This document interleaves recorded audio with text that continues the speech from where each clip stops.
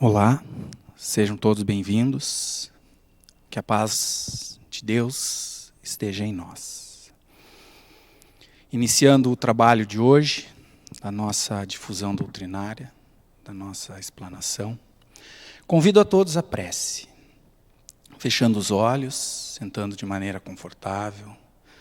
Vamos orar ao Pai, pedindo a Ele que nos ampare, nos auxilie, nos traga as energias que precisamos para passar por momentos que estamos vivendo. Mestre Jesus, que possamos perceber nos Teus ensinamentos as ações que devemos ter nos dias de hoje. Possamos perceber nos Teus ensinamentos a maneira com que devamos conduzir as nossas ações e as nossas caminhadas. Acima de tudo, percebendo o recado que nos é dado, mostrando-nos a importância da família, a importância do cuidado do corpo físico, a importância das relações que construímos e que neste momento, nesta vida, viemos aqui para fortalecê-las. Ajuda-nos, Mestre, a sermos pacienciosos, a termos tolerância, a sermos compreensivos, a amarmos, a perdoarmos, a pedir perdão. E assim, conectados a Ti, conectados à espiritualidade que nos cerca, passaremos por este momento e levaremos dele os ensinamentos que precisamos. Sê conosco, Pai, hoje e sempre. Que assim seja.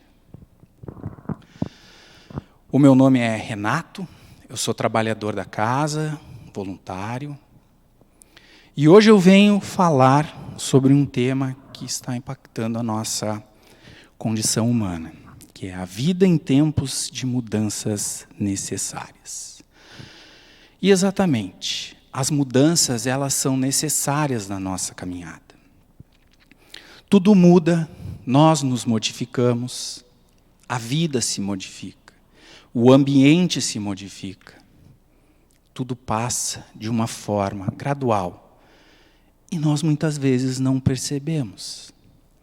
Porém, hoje, nestes dias em que estamos vivendo, estamos podendo perceber as mudanças, pois afetam sensivelmente as nossas decisões.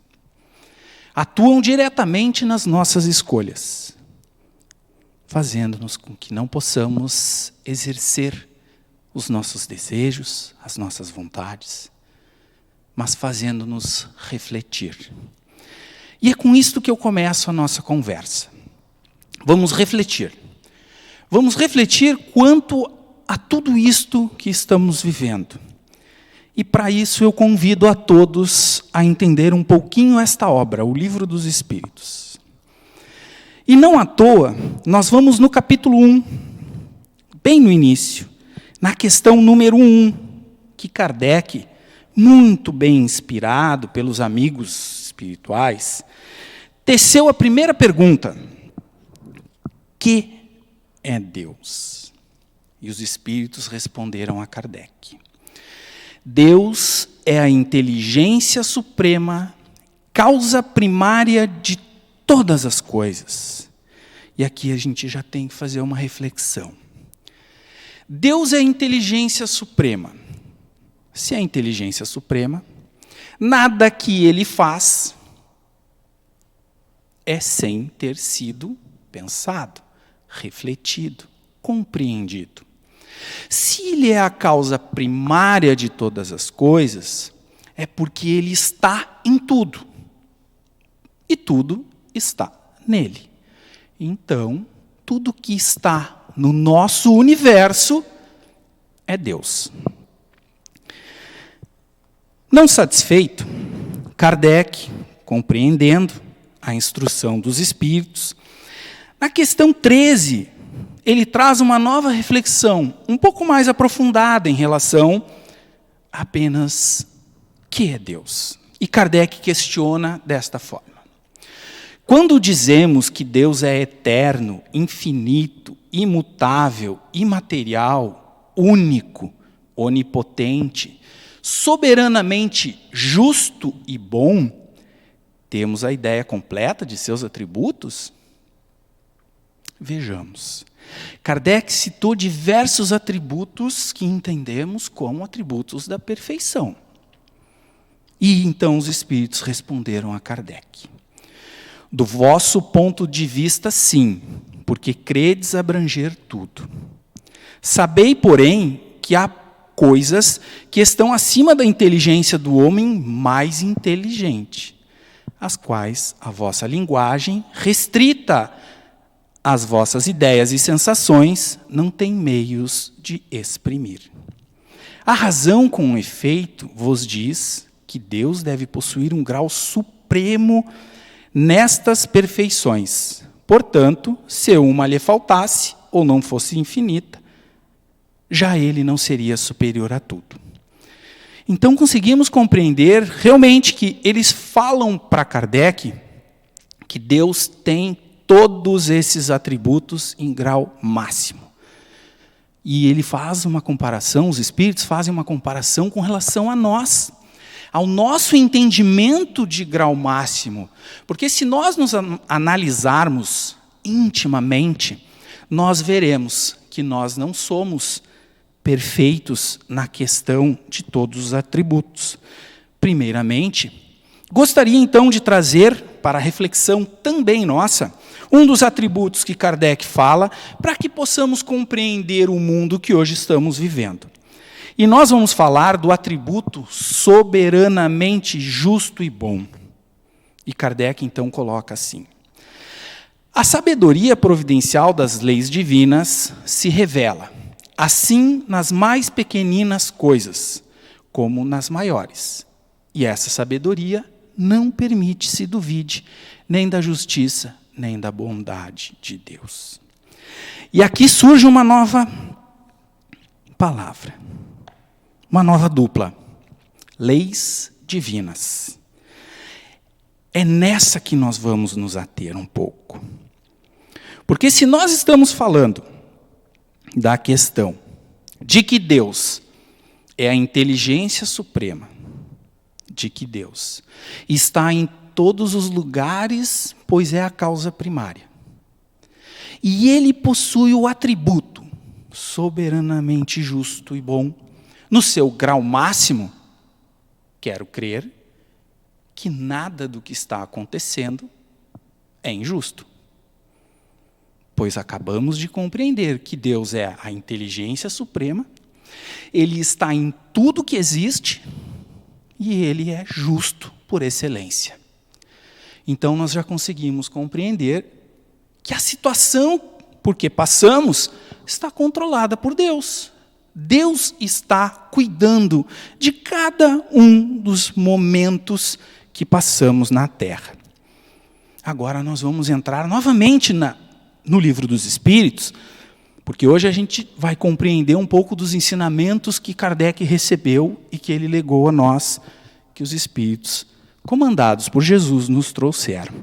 E nós vamos então para as leis divinas. Parte terceira. Nós vamos para a questão 615, onde Kardec, mais uma vez, inspirado pelos amigos, faz a seguinte pergunta: é eterna a lei de Deus? E os espíritos respondem: eterna e imutável como o próprio Deus. Nós vimos numa das questões, na questão número 13, que Kardec disse e questionou aos espíritos a questão da imutabilidade de Deus, da eternidade de Deus, que são atributos próprios da perfeição. E agora eles dizem que as próprias leis de Deus são imutáveis e são eternas. Então compreendemos que se as leis são eternas, elas servem para todos os mundos. Elas servem para todos os planetas que estão neste universo. É a mesma lei. Cabe-nos interpretá-las para o mundo que hoje vivemos. Kardec segue um pouquinho mais, e ele questiona a 616. Será possível que Deus, em certa época, haja prescrito aos homens o que noutra época lhe proibiu? Antes da resposta dos espíritos. Será que Deus, sendo a inteligência suprema, tendo a capacidade de compreender tudo e tudo estando nele, Deus ia permitir em algum momento que fizéssemos algo, em outro momento que mudássemos aquela conduta? Então os espíritos respondem a Kardec: Deus não se engana. Os homens é que são obrigados a modificar suas leis por serem imperfeitas. As de Deus são perfeitas. A harmonia que reina no universo material, como no universo moral, se funda em leis estabelecidas por Deus desde toda a eternidade. Então, essas leis que estão aqui dentro do Livro dos Espíritos são as mesmas leis que são aplicadas no universo que conhecemos. Seja na Terra, seja em Marte, seja em Júpiter, seja em Capela, seja no planeta mais distante da Terra, a mesma lei imutável é aplicada naquele mundo. Já começamos a perceber a justiça de Deus nas suas ações. Kardec, então, como ele tinha muito tempo para perguntar e muita curiosidade, ele vai para a questão 619. E na 619, Kardec, então, faz o seguinte comentário. A todos os homens, questionando, facultou Deus os meios de conhecer suas leis? Olha só.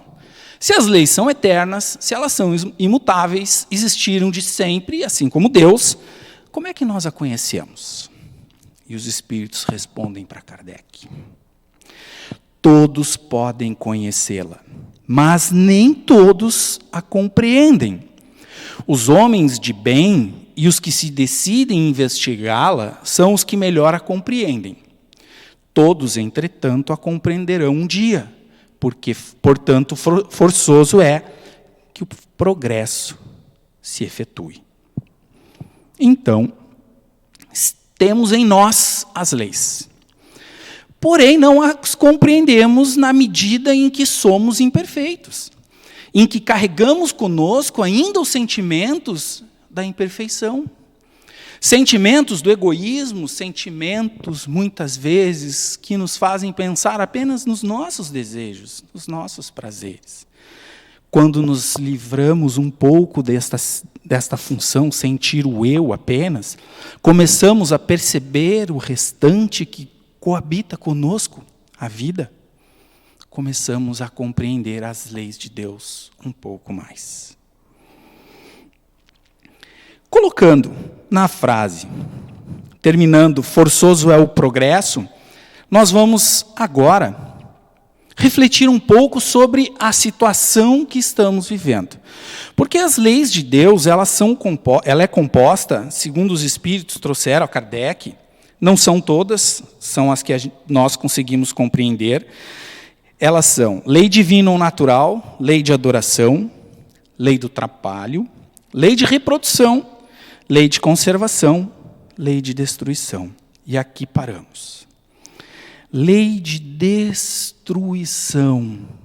Deus fez criar-se uma lei de destruição. Bom, Kardec parou a conversa e disse assim, quero entender um pouquinho mais. Vamos lá para a questão 728. E assim fez Kardec. E lá Kardec pergunta, é lei da natureza a destruição? É natural que se destrua as coisas? Que as coisas passem a ter um fim? E os espíritos então respondem, preciso é que tudo se destrua para renascer e se regenerar. Porque o que chamais destruição não passa de uma transformação, que tem por fim a renovação e melhoria dos seres vivos. Portanto, a destruição, como entendemos, entendemos de forma negativa. Perdemos algo. Algo se foi. Algo se exterminou. A destruição que temos como ideia é aquilo de que nunca mais teremos. Mas por que nunca mais teremos? A destruição, como disse o Espírito a Kardec, é uma transformação. E faz-me lembrar uma historinha, uma passagem de um animal. Um animal que habita o nosso mundo e que aos olhos de alguns, no início não, em 2/3 da sua existência, ele é considerado feio.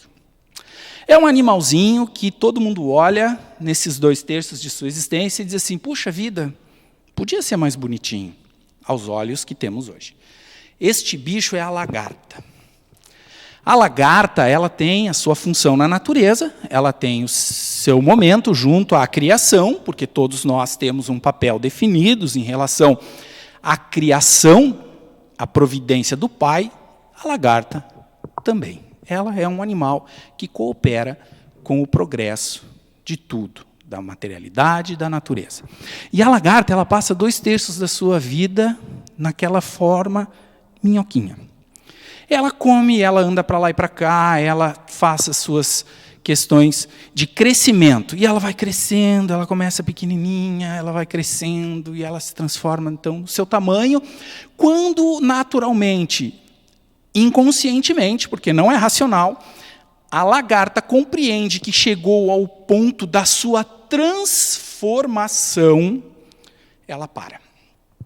Ela para, encaminha-se a um local muito específico, que está na sua capacidade de entendimento da natureza, não é racional, é instintiva, e ela chega neste ponto e ela começa a tecer linhas. Ela começa a desenvolver uma linha atrás da outra, uma linha atrás da outra, e ela vai se enrolando, se enrolando, se enrolando, se enrolando, ao ponto de sumir como lagarta. Aquele é o casulo, como chamamos. É uma etapa da transformação da lagarta.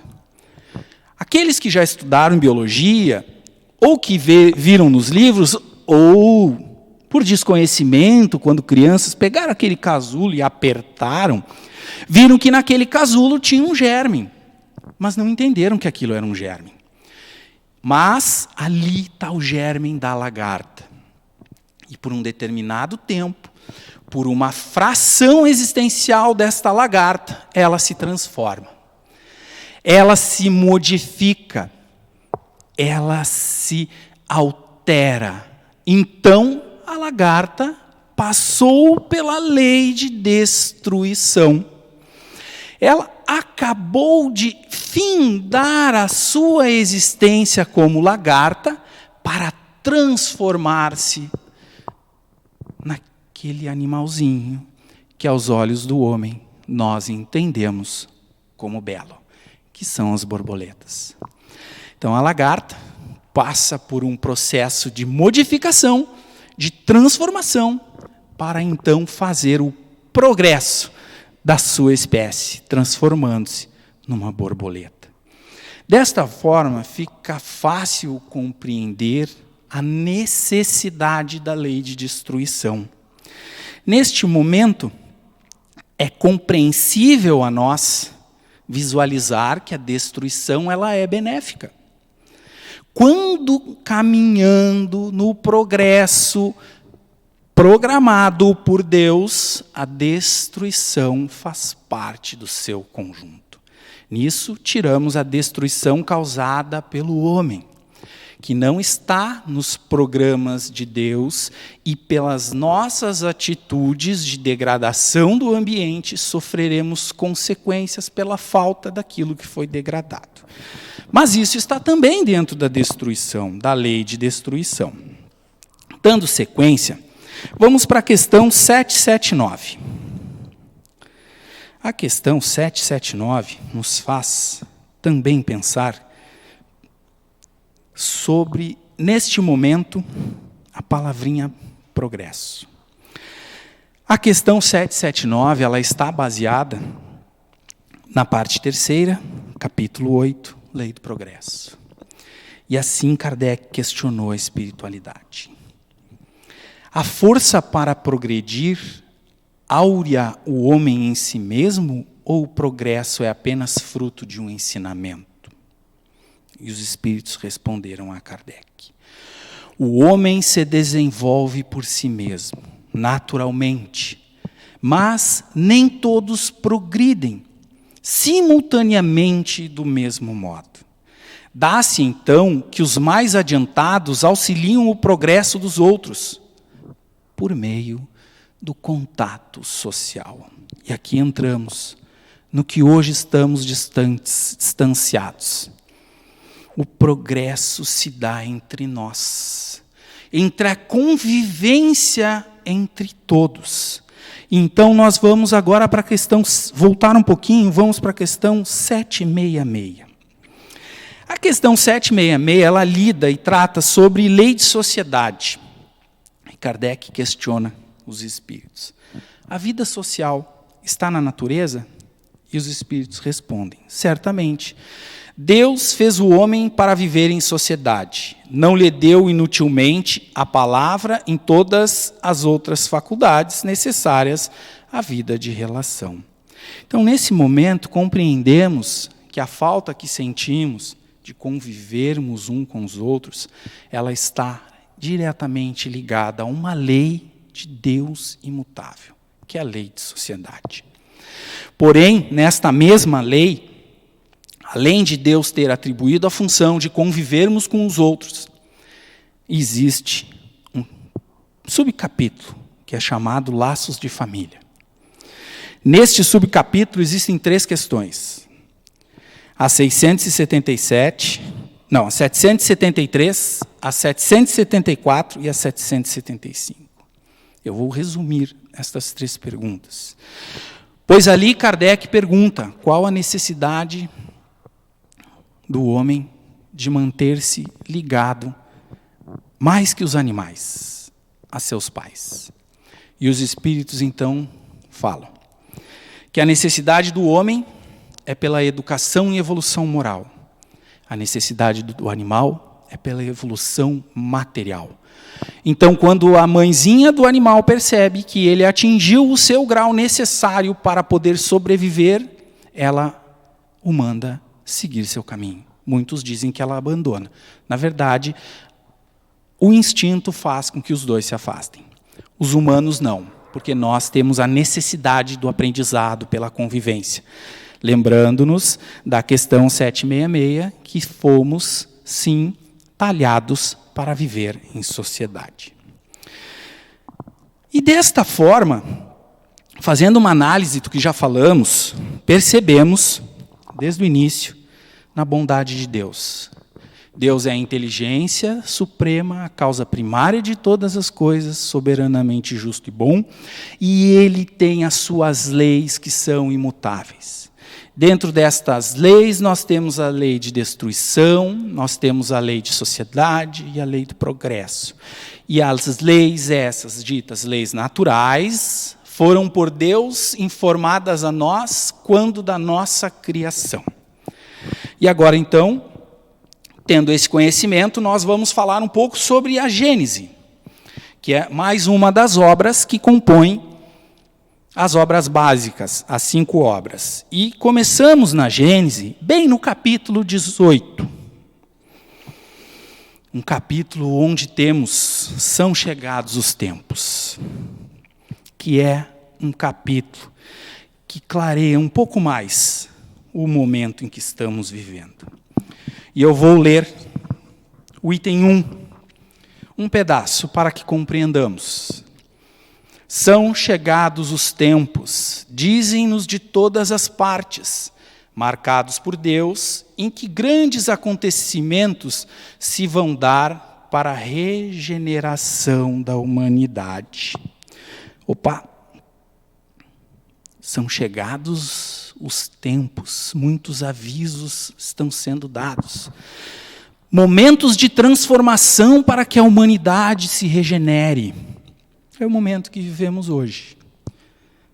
Nosso corpo é perecível, Nosso instrumento orgânico sofre com as mazelas orgânicas de seres que coabitam este mundo conosco e cabe-nos tomar cuidado deste corpo, para que a nossa existência nele seja de forma a atingir o objetivo proposto quando Deus permitiu que tomássemos esta forma física. Combater as doenças, combater as mazelas orgânicas é uma tarefa da qual devemos fazer. Porque aqui está a lei de conservação. Estamos conservando o instrumento que Deus nos presenteou e estamos, desta forma, permanecendo numa existência física que colaborará com a nossa caminhada e a nossa evolução moral. Voltando a Gênese, vamos ao item 2. Tudo na criação é harmonia. Tudo revela uma previdência que não se desmente, nem nas menores nem nas maiores coisas. Temos, pois, que afastar desde logo toda a ideia de capricho, por inconciliável com a sabedoria divina. Em segundo lugar, se a nossa época está designada para a realização de certas coisas, é que estas têm uma razão de ser na marcha do conjunto. E aí a gente vai refletir sobre estas passagens, sobre estas situações. Temos a necessidade de progredir. Vimos que é uma lei que fala disso. E nós, humanos, que habitamos esse planeta há mais de 20, 30 mil anos, na forma que conhecemos como Homo sapiens, viemos passando por diversas provações, diversas mudanças, para não dizer destruição, para não usar uma palavra muito densa, mas as mudanças são necessárias. As mudanças fizeram com que o homem parasse de caminhar a esmo e construísse suas primeiras cidades, domesticasse a agricultura, os animais, podendo assim construir suas civilizações, seus cantos, suas sociedades, e assim deu-se as formas que hoje temos de continentes, países, cidades, povos.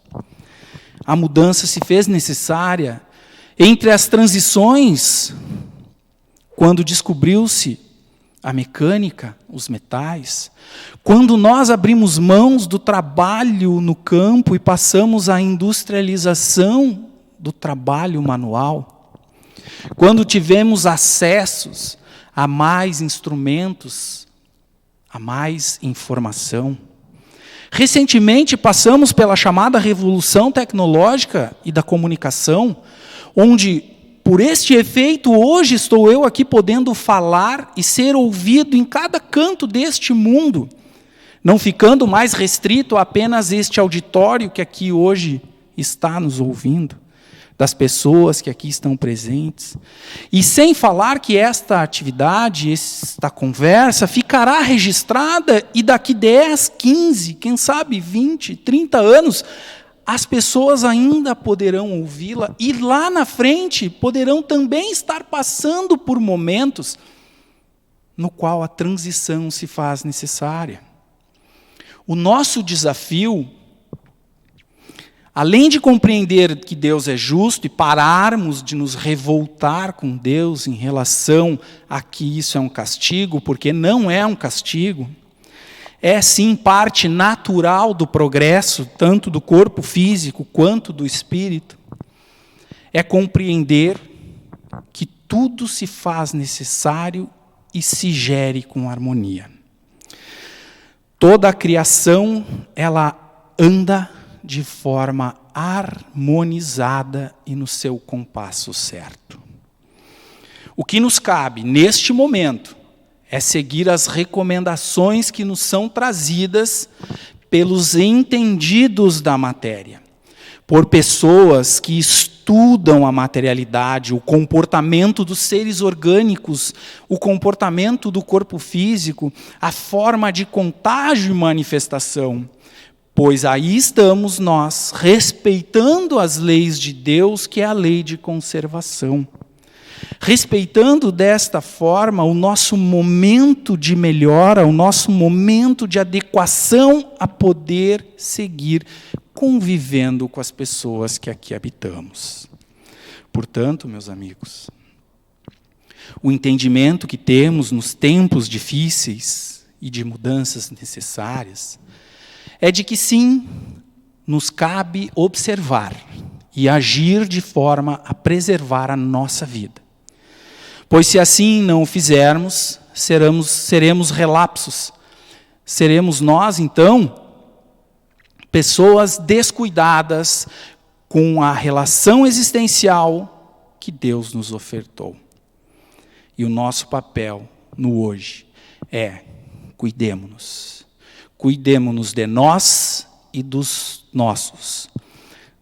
De nós e dos outros. Pois somos nós responsáveis por tudo o que fizemos, inclusive pela transmissão de alguma doença ou de algum mal que se propague através de nós. Vamos todos, então, à nossa prece, fechando os nossos olhos, sintonizando com a espiritualidade, agradecendo a importância deste momento e a oportunidade de estarmos aqui vivenciando esta transição. Pai amado, mestre, amigos, que possamos refletir sobre os ensinamentos que nos são trazidos dia a dia. Que possamos pôr em prática estes ensinamentos e conviver com os nossos irmãos, os nossos semelhantes, os nossos familiares. Dá-nos, Pai, a capacidade de ter a paciência e a tolerância de compreender que o meu irmão também tem seus defeitos. Dá-nos, Pai, a capacidade de compreender que todos nós estamos passando juntos por este momento de entendimento, por este momento de aceitação e por este momento que, por ora, nos desequilibra a razão. Estejamos todos em paz, lembrando-nos de orar naqueles momentos em que a fé titubeia. Muito obrigado a todos. Fiquemos em paz, hoje e sempre. Que assim seja.